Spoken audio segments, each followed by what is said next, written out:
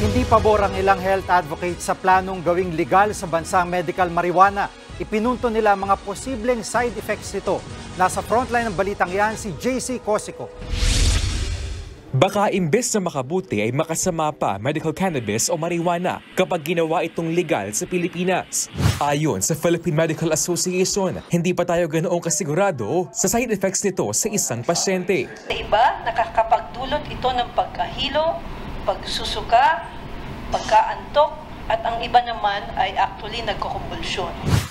Pwede rin daw mapalala na medical marijuana ang sakit, lalo na yung may mental illness. Delikado rin daw ito sa mga nagbubuntis, lalo na sa brain development na kanilang magiging anak. Maging si health reform advocate Dr. Tony Lietson, tutol na gawing legal ang medical marijuana. Lisensya raw ng mga doktora na kasalalay kapag pumalpak ito. Who would be accountable in the event na magkaroon ng adverse event ang isang pasyente? Doktor, accountable. You nag-prescribe.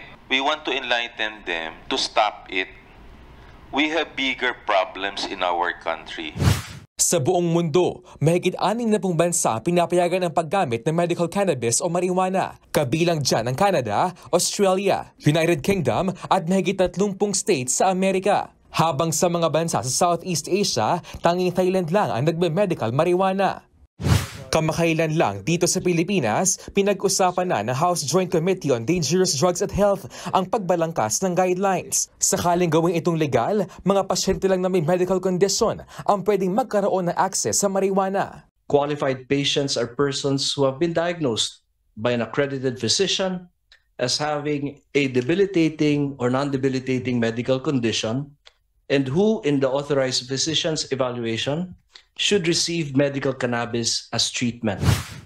Kasama riyan yung mga may severe at chronic pain, seizures at malalang muscle spasm. Gayon din ang mga may cancer, glaucoma, multiple sclerosis, epilepsy, HIV o AIDS, post-traumatic stress disorder, rheumatic arthritis at autoimmune inflammatory disorder.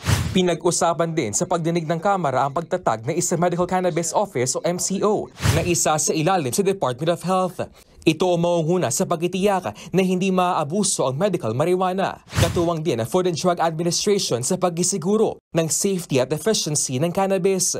Aaprobahan na House Joint Committee on Dangerous Drugs and Health ang committee report at saka babalik sa kanilang mga komite para i-aproba at i-adopt. Nagbabalita mula sa Frontline, JC Cosico, News 5. Mga kapatid, Jiggy Manikad po, iba na ang may alam at may pakialam sa panahon ngayon. Para sa konkreto, kumpleto at komprehensibong balitaan sa Frontline, mag-follow at mag-subscribe sa social media pages ng News 5.